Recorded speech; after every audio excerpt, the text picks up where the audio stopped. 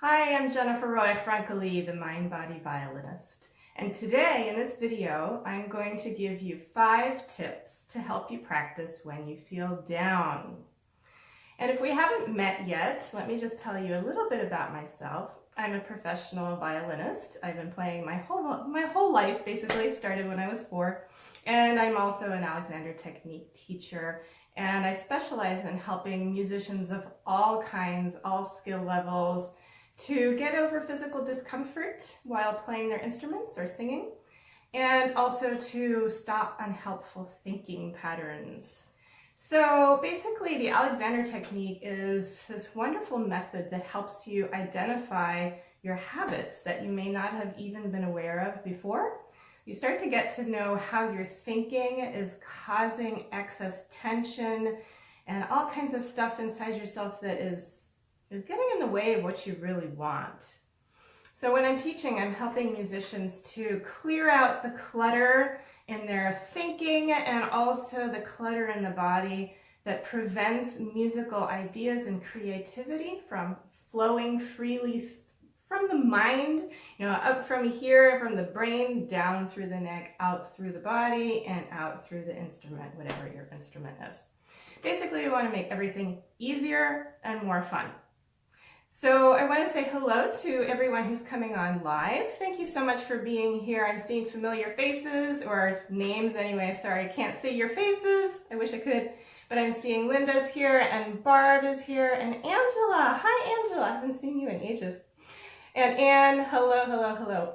And also, this particular topic that I'm going to talk about today is thanks to one of my Mind Body Practice Tribe members, Desiree Thatcher. And so I want to thank Desiree, who can watch the replay. She said she can't be here live, but she wanted to know, what my ideas, what my thoughts are on this topic of feeling down and getting yourself to practice. So I'm going to talk about those 5 tips in a second, but I encourage you to share this video if you enjoy the tips, if you know any other musicians who ever get down. And I bet you that's everybody, because we're human and we all get depressed from time to time, or just have a down day, or maybe you're not feeling well. I was sick yesterday. It wasn't bad, but I just was feeling down and icky all day, so I had no energy. I'm glad I'm feeling a lot better today. I have a lot more energy. But you just don't really feel like practicing when you're down, whether it's a physical down or a psychological down. So I'm going to talk about how to deal with that. So share the video, tag your friends so they can watch it now live, if you can think of anybody who might like it. And I would actually, it's always nice to get an interactive thing going. So let me know, does anybody here ever have this feeling like you should be practicing, but you really don't want to because you're kind of down, you're having a depressed day, or you're not feeling well, or whatever? Give me a thumbs up, or actually comment yes in the comments if you ever feel like this. Can you relate to this topic? I'd love to see how many of you out there ever have this problem. I have this problem, not just like yesterday when I had a stomach bug yesterday and I really didn't want to practice. But I also get depressed sometimes. I have down days and I just don't want to practice. And that's not such a problem most of the time. If I'm really feeling down, I just don't practice. I mean, that's like pre-tip number 1. If you don't have to practice, just don't practice. So that's not what you want to hear. So that's why I'm not including that in the 5 tips. But yeah, if you're sick, you don't have to practice. You can have a day off. It's not such a big deal if you take a day off. So I think the number 1 tip, like the overarching big picture tip, is be kind to yourself. Don't be so hard on yourself. If you're down, tip number 1 is you really need to listen to yourself. I think we're not good at that. We are so used to listening to outside voices, a teacher or a parent. For me, it's a parent from my past. I mean, I still have my parent, but my parents used to practice with me and tell me to practice. And so I can still sort of hear that voice in me somewhere that says, Jennifer, you need to go practice. And so we all have that. But it's a voice from outside. So we need to start listening to our inner voice, and we have to actually ask ourselves, again, tip number one, ask yourself, do you really want to practice? And then listen to the answer. And this takes a little bit of time sometimes. So if it's your practice time, maybe you work all day long and you have a little window, maybe you have 1 hour where or maybe even half an hour where you get to practice, and so that's scheduled, but then you get to that time period and you just don't feel like practicing. Well, then what do? I suggest that you first don't do anything. Just sit and just stop. Just stop for a moment. Sit with yourself and ask yourself, what do I really want right now? Do I want to practice? Do I want to, follow through with my intention of practicing during this hour? Or is there something that would be better for me right now? And you need to realize that the answer to that question is going to be different every time you do it. So you sit and you wonder, and also you can ask yourself, well, what if I don't want to practice? That's one thing, and then you need to deal with any guilt that might come up if you're choosing to not practice. And I'm not going to go into that, which could be a whole other topic. If anybody wants that topic, let me know. What do you do about the guilt about your practicing? It's huge. I've taught whole classes on that topic.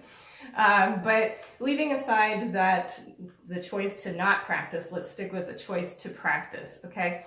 So as you're sitting there, you're asking yourself, what do I really want? What do you get out of practicing? Why do you actually practice? Why do you want to practice?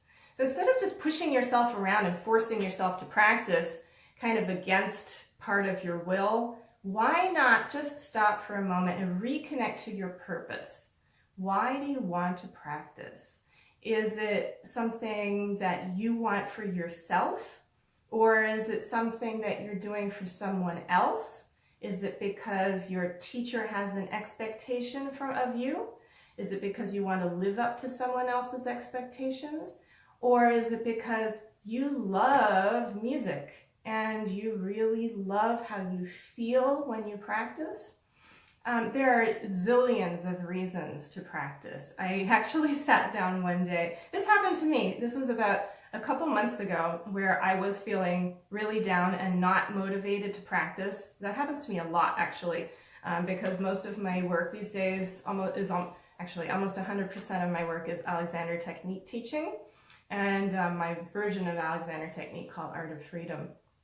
But so I don't actually have to practice unless I have a concert coming up or an audition. Right now I'm preparing for an audition, so I can relate to this sense of I have to practice. So a couple months ago, I was not feeling motivated at all, and I just sat down. I sat down at my desk and I got out some paper and I brainstormed a list of 50 reasons that I want to practice. 50 reasons to practice for Jennifer. And I called it my practice manifesto. And I've had a lot of fun making that list. And sometimes I think, maybe I should just share that list, but I'm almost embarrassed. But it was helpful. It was really helpful to go through that big, long list of why I actually want to practice, reasons that I would do well to choose to practice. So I suggest that you make a list like that for yourself, reasons to practice. Actually, everybody who's here, in the comments section, I would love it if you would just give us 1 or 2 reasons why you practice. And then we can build up our own, kind of group list here of reasons to practice. And then anybody watching this video will get a whole bunch of reasons in the comments. So actually just comment away as many reasons as come up. Just if you've got 10 reasons, give 10 comments. The more the better. This would be great if we just built up a big long list throughout this whole video. If you get a new idea of why to practice, put it in there in the comments. That would be really great. I'd love that. And I'm sure a lot of people could benefit a lot from having that list. Okay? So that's tip number 1. Actually, tip number 1 is like the biggest one, so I'm going to talk the longest on tip number 1, and there was another part to number 1 that I want to give you now. I have what I call 3 magic phrases, and I know Desiree knows these very well, So I'm just going to remind you, and those of you who are watching for the first time, my 3 magic phrases are: 1, I am free. 2, I don't have to do anything right now. And number 3, I have time and space. Sort of a 2-part number 3. I have time and I have space. So you can brainstorm a little bit on these 3 magic phrases, and when you're in the situation where you're down and you don't feel like practicing, but part of you wants to practice and you're not really sure whether you should practice or not, just sit, get quiet, listen to yourself, and remind yourself that you're free. Okay, you can make your own choice. Nobody's going to force you to practice, I hope. I really hope, and hope for you that nobody's forcing you to practice. That's not fun. But don't be the one that's forcing yourself to practice when you don't want to.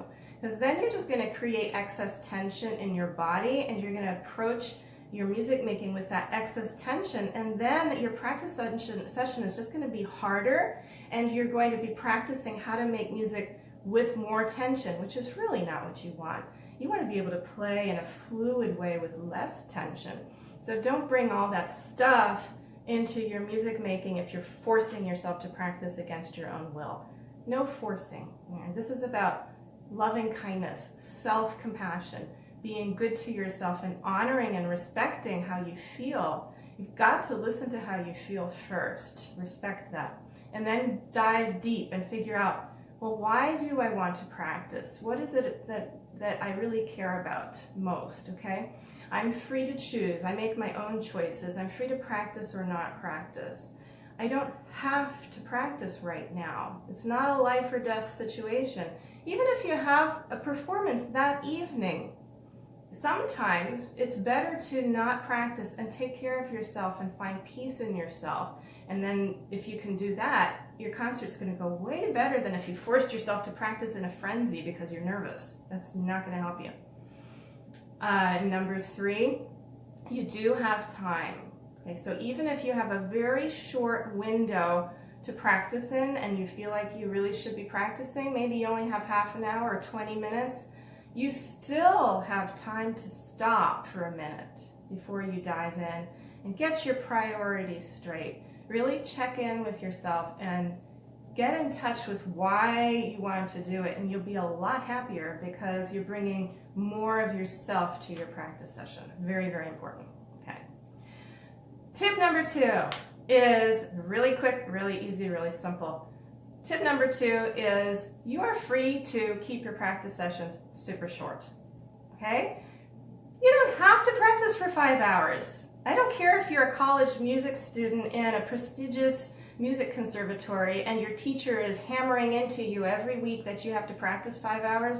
And I'm not making this up. I teach at one of these places, and my students come to me and they tell me that their piano teacher or violin teacher or whoever is telling them they should be practicing 5 hours a day. I don't care if somebody's telling you to do that. It's just stupid. I'm sorry. I feel really strongly about this one. It is stupid to force yourself to practice 5 hours a day if you don't want to, because of what I said before. You're going to be bringing so much tension into your practicing that it's going to be counterproductive. Really, you're going to learn how to play really tight because you practice tight so long every day. What you practice, you get better at. So you can get better at being really tight. That's just dumb. So don't do that. Don't practice 5 hours no matter what anybody tells you, unless you're doing it mindfully. It's how you practice that matters, not how long you practice. You can get so much more done in 5 minutes of mindful practicing that's conscious and integrated and intelligent than in 5 hours. I promise. I know what I've been there. I went to the Meadowmount School of Music as a summer camp for a few summers when I was a young teenager, and I loved Meadowmount. I love Meadowmount, but I hated that we were forced to practice 5 hours every day, or maybe it was 6 or 7. I don't know. It was a lot of hours. I didn't like that. So because even when I was a kid, I understood that the quality of practice is so much more important than the quantity. You can really grind yourself down into a rut if you pay more attention to quantity than quality. And even it's really hard to practice for more than a few hours with the kind of presence that is required for really great artistic performance. You can't, it's very rare to have somebody do 5 hours of really good practicing. Don't even go there. If you can get 1 hour of great practicing in every day, you are way ahead of most people. So anyway, I could rail about that for the next 3 hours. But tip number 2 was supposed to be short. So I'm going to keep tip number 2 short and just say, you are free to practice as short as you want. Just pay attention to how you're practicing. This tip really, really helps me personally a lot because I was trained as a serious musician, a classically trained performer. I went to music school and camps like I told you, and it was really drilled into me that you're supposed to practice every day for a long period of time. I never practiced more than 2 hours, actually, that's the truth. Well, 3 hours maybe, but 2 hours I was pretty consistent with. I got so much done in those 2 hours most of the time because I was fresh and I paid attention to what I was doing. I could concentrate, and because I wasn't forcing myself to. But because I grew up that way, I still have in my mind somewhere in there that I should be practicing, maybe an hour at least. So it's very, very, very helpful to me to get myself to practice when I think, well, Jennifer, it would be great if you would just do 5 minutes, just do even 1 minute. Sometimes the hardest thing about practicing when you're down is just starting. So another part of tip number 2 is to make it easy and short. Have your violin or your viola or your piano. I mean, your piano is, you can't change where you put your piano, but if you have an instrument you can move around, have it somewhere accessible, with the case open, so when you walk by, it's easy to just pick it up and do 1 minute. If you can get over the hurdle of starting, you're much more likely to continue. And so for me, if I tell myself, Jennifer, just do 1 minute, that's my key to get myself into the practicing.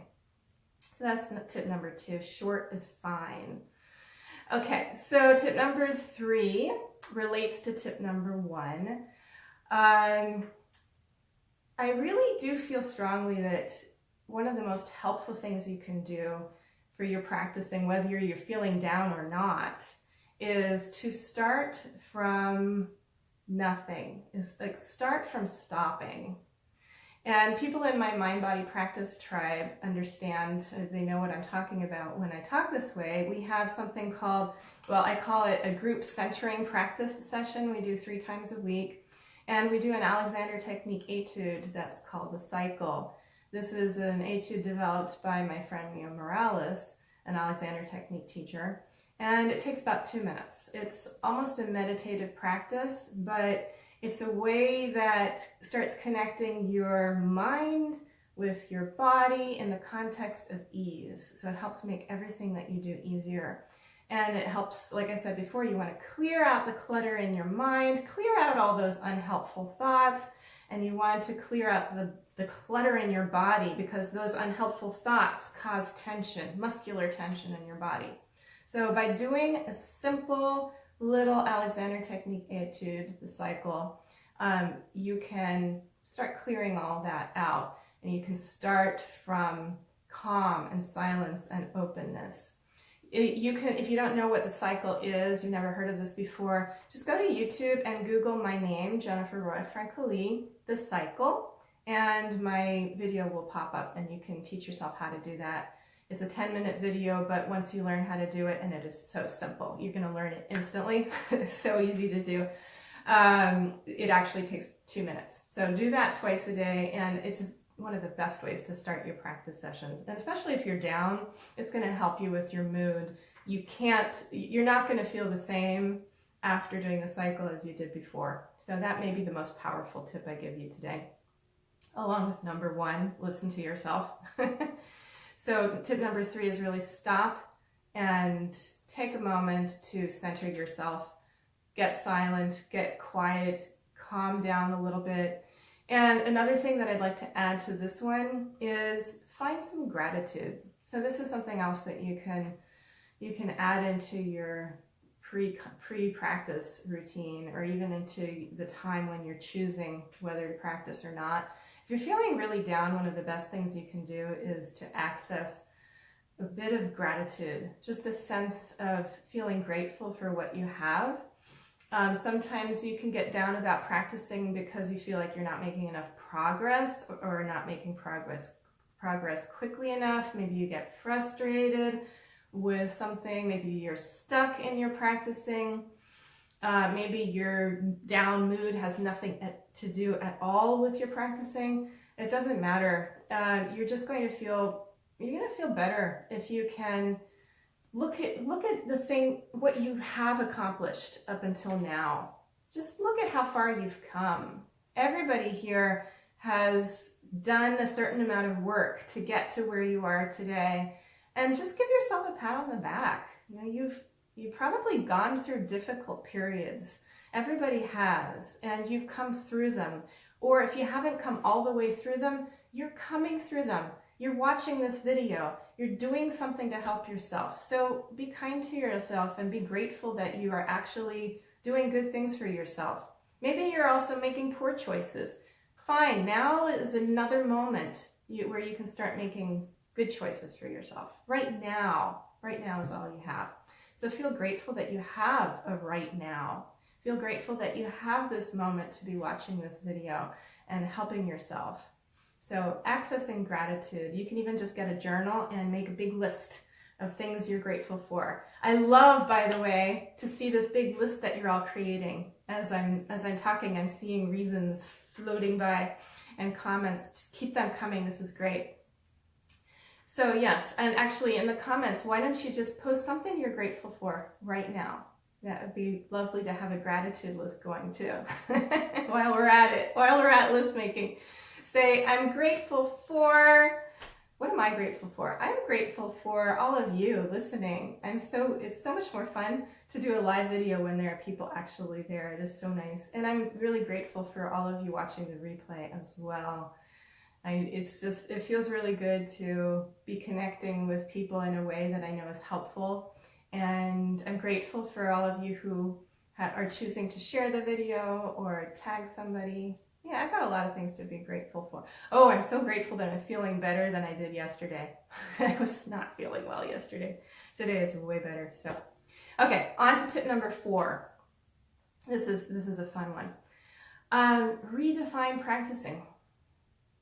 So we have this set idea about practicing, like, okay, maybe for me, maybe it would be practicing means I get my violin out, I get my music out, and I flip to the pages of the things I need to work on, and I start doing my routine. Maybe I do my scales, my arpeggios. These days I don't do those anymore. I just kind of play. but it depends what type of practicing you're doing. Some people think starting with scales is what practicing is about, or when you practice you must do your etudes, or you have to do exactly what your teacher has told you to do. Or, I don't know, we all have our set kind of ideas. We have this narrow idea of what practicing means. So if you're feeling really down, I challenge you to be a little bit creative. What would happen if you thought of practicing as something different from what it is? I mean, really, there are so many ways you can practice, okay? I'm going to talk more about that in tip number 5, but back to redefining practice. Here is the most important way that I redefine practicing for myself, which I encourage you to do as well. I talk about this a lot in my Facebook group. And by the way, if you're not a member of the Mind Body Practice Tribe, please come join us. It's a free Facebook group, and it's a really fun community where people are connecting and sharing practice goals and accountability and making videos of themselves practicing. It's a very safe environment, and people are giving each other tips and suggestions and lots of positive encouragement. It's a very positive environment. I won't stand for negativity in my group. It doesn't exist. And if it pops up, it's out. Okay, but it doesn't even occur. I feel very grateful for that. I have very, very few negative experiences on Facebook. So yeah, come join our group if you're not a member. It's fun and you'll learn a lot, I'm sure. And we do the cycle 3 times a week. So back to my most important way of redefining practice. Well, what is practicing? What are you actually practicing?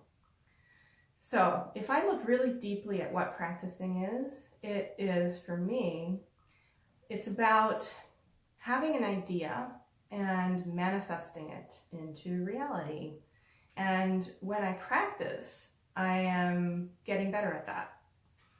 So when I apply it to my music making, what I'm doing is I have a creative idea that comes either from outside of me, from Mozart or wherever, or it's my own inner musical idea. Anyway, it's a creative idea that once it's in your mind, it's in your brain, it's physical, it's neurons firing in your brain, and they connect and they travel through the nervous system, through the body, out my limbs, and out my violin. Okay, so that for me is practicing, to get better at being able to manifest a creative idea with less and less and less interference. Interference in the way of unhelpful thinking, like, oh, what if it doesn't work? Oh, that's a hard passage coming up. Oh, what are they going to think of me out in the audience there? Oh, I'm really nervous. What if I screw up? Oh, that note I just played was awful. Those types of thinking. That's the kind of thinking that gets in the way. So my practice is getting really good at not listening to those unhelpful thoughts.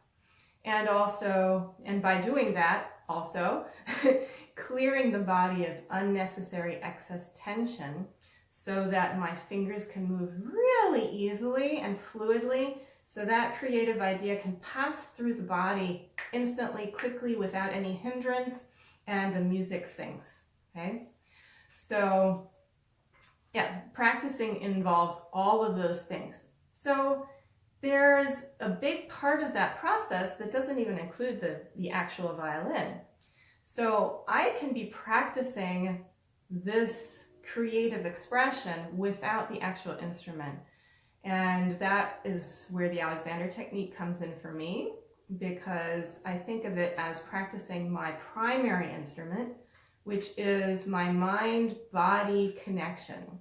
Then there's the mind-body-violin connection, but the violin comes last. So I'm focusing on the mind, body, soul, spirit as well, connection inside myself. And every time I'm improving that, my violin playing automatically gets better, because the first part of the sequence is already way better. That's why I can practice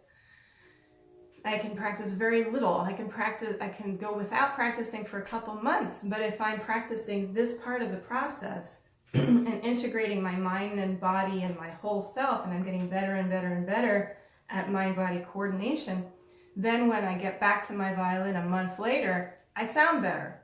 It's just logical.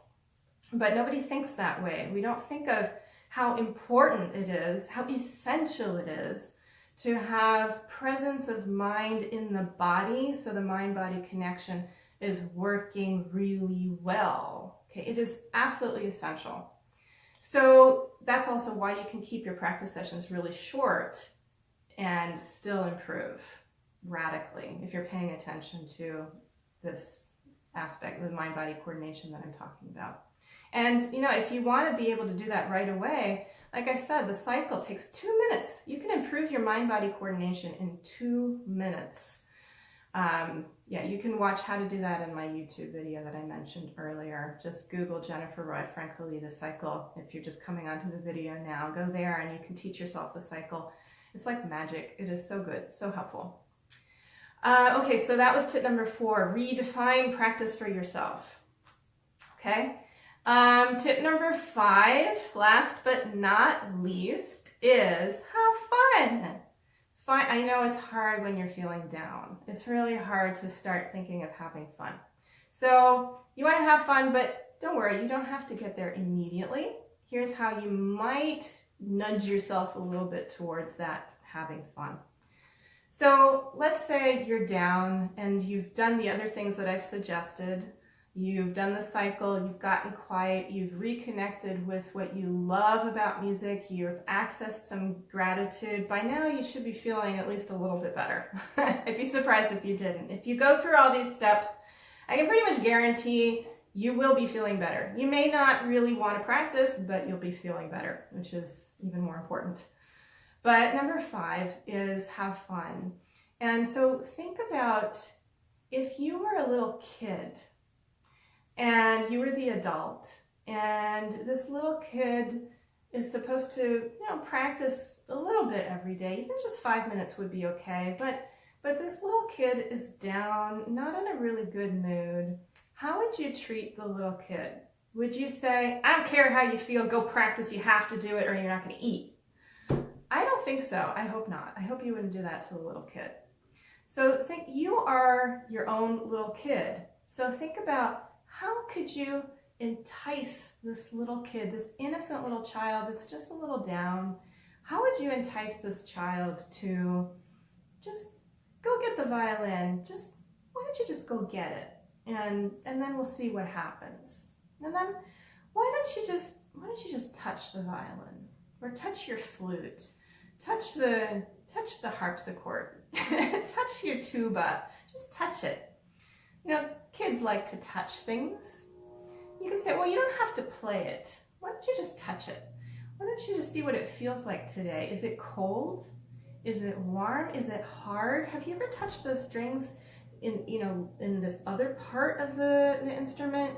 What if you experiment and explore your instrument and find something new about it? Can you find something new about your instrument today?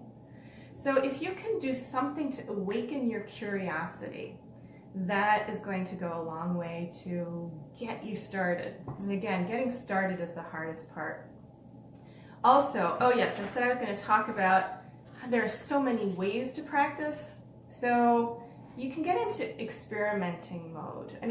I just scribbled a really quick list before this video. I just, brainstormed, just scribbled it out, and I came up with mental practice. You don't need to practice with your actual instrument. You can do some of your best practicing away from your instrument if you use your brain, okay? You can get out your music. You can just read it without your instrument. You can practice memorization. You can think about the shapes in a piece of music. You can visualize it. You can create stories. You can think about the feelings in the music, the emotions. You can listen to recordings. All of these things count. In my book, they count as practicing. So listen to a recording. If you don't feel like playing your instrument, listen to a recording of your pieces. You can learn so much from listening to recordings of what you're playing. What if you just thought about your left hand today and didn't worry about the right hand? What if you just think about the right hand? What if you just think about your feet today? Just notice a different part of the body and see what happens if you play your instrument thinking about that part of your body. What if you just play through a piece of music? What if you do exercises and etudes? What if you say hello to your friend who just peeked in? That's actually, what if you are playing for somebody else? What if you have somebody you love in mind and you're playing for them? That's always fun. And what if you didn't play the things you're supposed to be working on? What if you found something crazy to play just for fun? What if you improvised? What if you don't want to play something somebody else wrote? What if you just want to play your own music from your heart? What if you just want to play open strings and nothing else? What if you play an old piece? What if you try to remember things that you learned a year ago? What if you get out some new music and just play a few notes? There are all kinds of ways you can start to practice and get yourself interested and curious. But again, so these are my 5 tips for today. I could have gone on and on, obviously, it's infinite. But I want to come back to the thing that I said in the beginning. stop pushing yourself around and stop making yourself feel guilty if you don't want to practice. That's human. It's totally fine. If you don't want to practice, just don't practice. And if it happens repeatedly, for day after day after day where you don't want to practice, you still don't have to practice. Maybe music isn't your thing, and maybe you were forced to practice when you were a kid, when you never really wanted to. I mean, that's a really tough thing to, really look deeply at why you're making music. But sometimes you've got to go deep, and if you really don't want to practice, something inside of you is telling you something, and you should listen. Maybe there's something else that you would enjoy more than music making. But I suspect that most of you watching this video actually do love music and really do want to practice. But if you're down one day, it's okay. Just don't practice. It's okay. Maybe you need to rest. Maybe you're exhausted. Honor your exhaustion and sleep during that hour that you have. Maybe that's what you need most. And tomorrow is always another day. And who knows? Maybe you'll be in the fantastic mood tomorrow and you will be dying to get to your instrument because you gave yourself a day off. So those are my 5 tips for the day on how to help yourself to practice when you feel down. Please give me a thumbs up if you found this helpful or useful or entertaining. And please, again, don't hesitate to share this with people you know or in other groups. That would be great. You can share this video, if you found it useful, share it to other musical groups that you're a member of, and then we can spread these ideas far and wide and help a lot of people that way. So thank you for being here. Thanks for being with me live if you were here, if you could make the time.